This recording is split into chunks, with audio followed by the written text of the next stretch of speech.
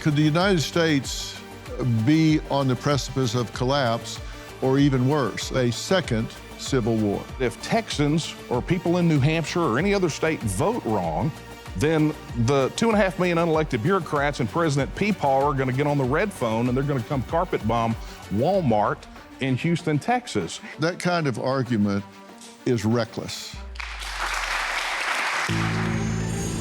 And the United States of America is headed towards a civil war. And people believe the civil war can happen within the next 5 years, so 2029. I think to say it can't happen now is very naive. Of course it can happen. We're on shaky ground right now. There are several indicators why I think a civil war will happen. The first thing, our government is ruling as if it's a dictatorship. And no one is talking about this, but this is really important. Our government has collapsed our nation on top of itself through the economy. That's right out of Marxism. They're just throwing money away. And what's happening is they're giving mass entitlements. The second is called ethnic entrepreneurship. Politicians have weaponized our differences. I feel like we're getting stuff forced on us that we really don't have too much to do with, and they're trying to divide us and trying to cause a civil war, which is total BS. Well, the border's a big one.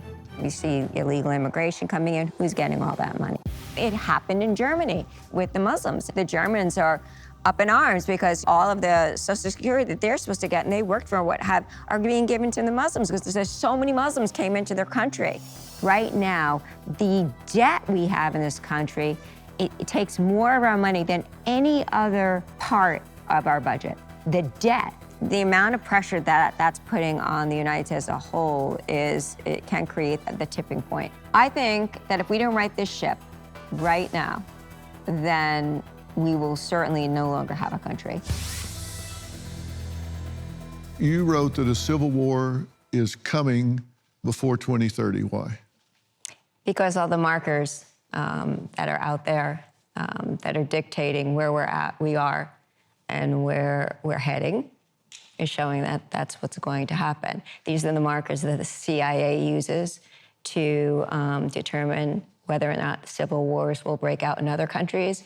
And given application to our own country, we're highly likely to have a civil war by 2029. What are the biggest markers? The biggest markers are, one, the overall collapse of the country in on itself economically.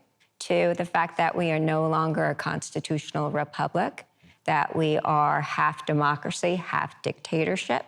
And three, that our political leaders have weaponized our differences for their own political gain.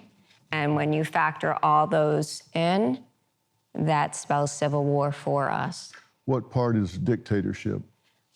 Look at the country, how it's being run. I mean, all you have to do is watch how much money has been given to Ukraine when people are starving and having a hard time. And then you have our politicians sending millions, trillions of dollars off to Ukraine and then waving of Ukrainian flags in our house. If that doesn't spell dictatorship, we have no control over our government anymore. 68% of the country believes that the government is operating without their consent. It's not just a Republican-Democrat situation. Very few actually say that this country is working for them. Who is it working for? Mm-hmm. Who is it working for today? For the swamp. The kleptocrats in D.C. Mm-hmm. Which, for me, it doesn't mean that I think civil war is a solution, because I think that evil just follows you. We've had many countries break away. We broke away from England ourselves, and yet here we're sitting with a corrupt government. So is it going to be the solution? Maybe a temporary fix, but that's not the solution, in my opinion. Would you feel differently about this if the border was under control? I don't think you have a country if you don't have a border. And what we really have, in my mind, all practical purposes, is just an economic zone that really just exists to serve the interest of the elite that run things. And we can call it the United States, but I mean, we've got government, federal government minions and NGOs down there offering people money and giving them a pile of money, putting them on a plane, sending them to 4-star hotels. This isn't incompetence that the federal government's doing. This is an overt, brazen aiding and abetting of a very destructive, deadly invasion that took my son and took many other Texans and Americans. Well, in California, they're giving them cash, benefits, and letting them vote in some elections. So why do I want to be subjugated to a government like that? I'm not disagreeing with that at all. I'm disagreeing with what is the quickest route from A to B in getting that changed. Right. But absolutely, I mean, I'm a big proponent of immigration and a big proponent of closing the border, except through ports of entry, and fixing some of the problems that are creating this. We've got to change this trajectory, but I don't think necessarily the way to change it is to bust it up. Secession is clearly becoming a more prominent part of our politics. I think it is likely that a state could move in the next several decades to hold a vote on whether its citizens want to leave the Union. However, there are so many hurdles in the path of a successful secession movement.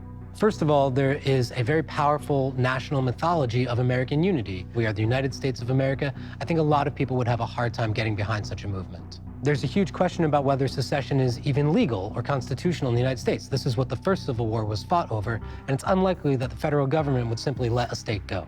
There are all kinds of practical questions that would have to be worked out related to currency, land, federal property, the federal debt, military installations, any number of practical obstacles in the way of a state leaving.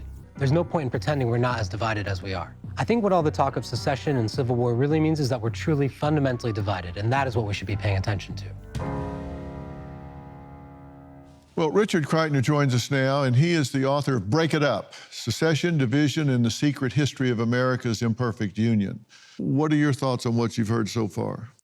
I think I disagree with quite a lot. You know, to say that we're in a dictatorship and to cite as evidence for that people are waving Ukrainian flags, or just a disagreement about what we do with our tax dollars, you know, military spending or foreign aid or something versus stuff at home, that's a normal, everyday political dispute. I think there's also a serious kind of underestimation of the obstacles to secession. Texas does have the 8th largest economy. Would it have the 8th largest economy the day after leaving the United States? I really don't think so. I also think there's an element that we should talk about, which is that this is what Russia wants. You know, Russia is a master of disinformation, and over the last 8 years has seized on every little blip of secession talk. And I'm not saying that we shouldn't talk about secession. I wrote an entire book about it. I think we should. But we can't talk about this outside the context of how foreign powers, foreign adversaries have looked at this idea of disunion throughout the centuries, and look at it now. Well, I think there's no question what you're saying is right. This kind of thing is certainly pushed by foreign governments. They love to hear us talk about this. They love dissension. I can tell you that I interviewed Donald Trump, and as soon as I interviewed Trump, tens of thousands of bots swarmed the internet, criticizing every word of this, every word of that, criticizing even doing the interview. And we identify them, and several of them were deployed out of Russia. Right. And we're talking tens of thousands. I don't think we're nearly as divided as people think. I think a lot of this division is within, not between states. And I think those fires are getting fanned by foreign interest. That's absolutely right. Russian bot farms played a major role in making Calexit trend after the 2016 election and in making Texit trend after the 2020 election. And they keep trying to do this and sow division in the United States. So what's your cautionary tale about this? I think the biggest one is this claim that it could happen peacefully. The same claim was made by Southerners, by Confederates in the 1850s, 1860, 1861. There was one Southern politician who even said that he would personally drink up every drop of blood that was shed in a conflict with the federal government. He didn't do that because 700,000 people died. Yeah, 700,000 military died, plus civilians. I think we have a duty as humans who are looking at this issue and grappling with these questions to not come to the table with the notion of civil war. But if we actually go in with the lens of this isn't working, how can we peacefully get out of this relationship? I feel that's very idealistic. Sure. Well, it may be. Well, we don't live in an idealistic society. Because people don't behave properly. Right. You just made my point. No, that's why it's not going to that's work. why it behooves us to do something better. I mean, if you're going to come to the table and be like, yo, I'm gonna kill you if you don't do what I say. That doesn't seem like a great way to come to a better solution. And I mean, I want you to think about this, right? So the big advocacy here is for Texans to have a referendum on this issue. What we want is a fair, open discussion that culminates in a vote where people actually go and get to vote. And what the contention is that if Texans or people in New Hampshire or any other state vote wrong, then the 2.5 million unelected bureaucrats and President Peepaw are going to get on the red phone and they're going to come carpet bomb Walmart in Houston, Texas. And it's like, wait a minute.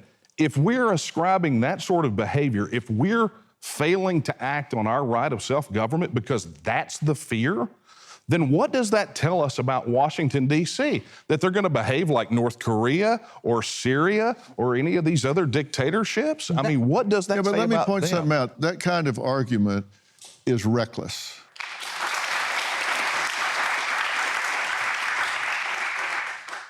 To use that kind of analogy, that's ridiculous. But that's literally the case that they made. That's not what I mean by violence. I'm not saying that the federal government would or should. I would certainly be against. I'm not going to war to keep you in the union. No way. Thank you. You know, Hey, can I get that in writing? absolutely. I mean, I'm nobody, but yes. What I'm saying is the North, the Union, Abraham Lincoln did not fire the first shot in the Civil War. Understand. It happened over federal property that there was a serious disagreement about whose it was going to be. Right. I can see something like that happening again. It's spiraling out of your control and everybody else's. That's and being why I say extremely bloody and that's why I surprising. say this is reckless and premature conversation. But Dr. Phil, let me ask you, 3 years ago, we introduced a constitutional amendment which would allow Granite Staters, New Hampshiremen, to vote on whether they want to stay in the union. It was 2 sentences. Now, I'm not gonna lie, it got shot down. We had 13 legislators voted for it. 13 out of 400, that wasn't great. But then we brought it back based on what people told us they wanted to hear. So the second time we introduced it with a $40 trillion cap. So we said there's a triggering event. If the federal government's debt reaches $40 trillion, then we will take this vote to the citizens of the state, right? And we'll let the people decide. We, the people, get to decide. And that seems eminently reasonable to me. We also, based on the feedback we heard from people, tried to introduce a study committee so that when we start to grapple with these difficult questions, how would it work? You know, where would I get my Social Security? Well, people in Mexico still receive their Social Security. So if there's an appetite, People again... in a seceded Texas are not getting Social Security. Well, you know what? I've got news for you. No one's going to get their Social Security at the rate we're going. Now, make no mistake about it, they will continue to collect that money, promising the payment to those generations of the come. But the economic system is unsustainable on the federal level. So, you know, we have to begin to have conversations about whether or not Texas should reassert its right of self-government. But I think- because if we leave it up to the federal government, they're going to drive this car off the cliff and we'll be sitting in the passenger seat. There's a big difference between an idea and action. The chances of seceding successfully with a functional government, infrastructure, medical and educational facilities, et cetera, to me is just beyond belief. Does anyone believe the new country will not be plagued by the same selfish, whiny, complaining career victims that will squawk even louder for any reason or no reason at all? Squawking has replaced baseball and NASCAR as the national pastime. It is another curse of social media, and unless the new country bans social media, internet, cable TV, the squawking will continue. A new, smaller country that breaks off from the mothership will just have fewer resources with which to try and deal with the endless entitled demands. It won't matter how the new government is designed. The one variable you cannot control is people. Sometimes we can just be the worst. Just as water seeks its own level, so does human nature. If you have a country with only 2 people in it, they will eventually be at odds. Add one more person to the mix and you'll end up with a conspiracy. One of the last things I consider when thinking about what might be best for this country is what people believe. Cynical? Maybe. But come on.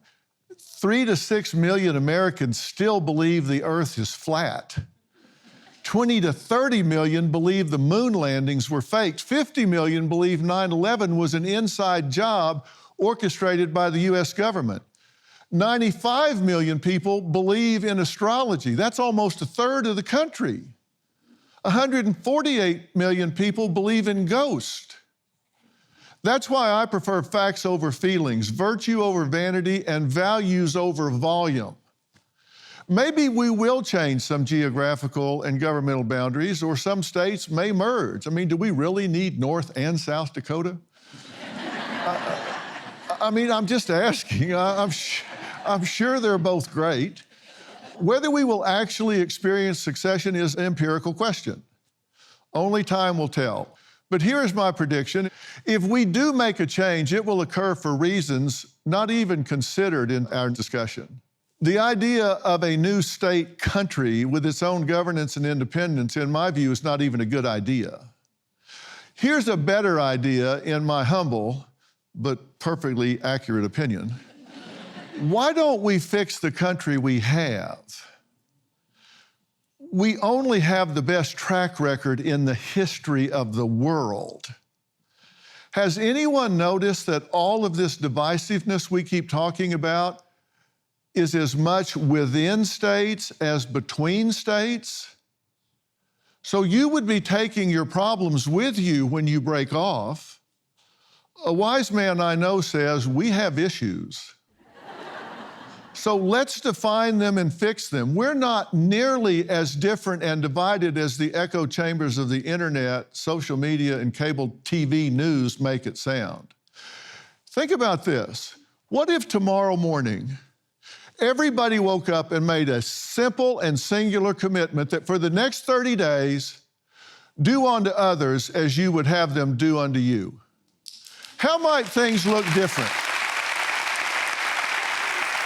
I love this country. I stand up when the flag goes by. I put my hand over my heart when they play the national anthem. And if you're part of that 70% of the mainstream majority in America, and you too love this country, it's time for you also to say, I've decided to stand strong for America's soul and sanity. I've decided to be who I am on purpose and live with intention. You need to say, I've decided to stop trying to win arguments and started trying to solve problems. I've decided to say, hey, we hear you, Dr. Phil. We know the truth when we hear it, and you are speaking the truth. We are with you when it comes to focusing on family, faith, and freedom, and taking back America and all it stands for, and we will not be intimidated. We will not be silenced.